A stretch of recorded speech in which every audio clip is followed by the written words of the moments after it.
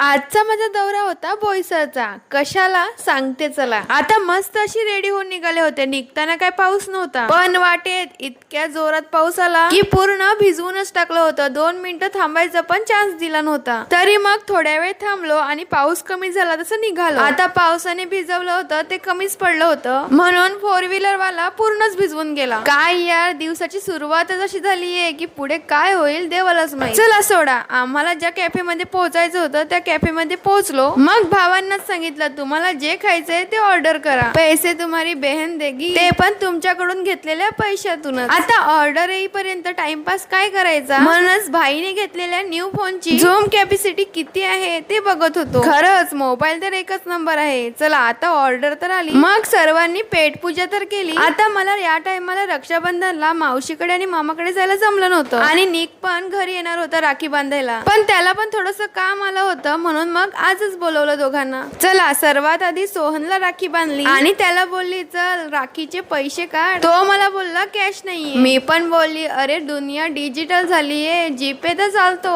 आता बहिणीचा भावावर इतका हक्क तर आहे की जीपे अकाउंट वरून स्वतःच्या जीपे वरती पैसे ट्रान्सफर करू शकते. म्हणूनच मला पाहिजे ती अमाऊंट टाकली, कारण मला गिफ्टचे पैसे जे घ्यायचे होते त्याच्याकडून. आणि बिचाराला माहिती पण नाहीये मी किती टाकले, तरी पण त्याने पासवर्ड टाकला. आणि त्याने जेव्हा अमाऊंट बघितली तेव्हा त्याचा चेहरा बघण्यासारखा झाला होता. अरे रक्षाबंधन आणि गिफ्टचे पैसे आहेत रे हे. चला आता होती निकची बारी. निकला सुद्धा राखी बांधली आणि त्याने मला माझी फेवरेट ओरिओ सिल्क दिली. चला बिल वगैरे दिलं आणि निघालो घरी यायला. आजच्यासाठी इतकंच. उद्या भेटूया, तोपर्यंत टाटा बाय बाय.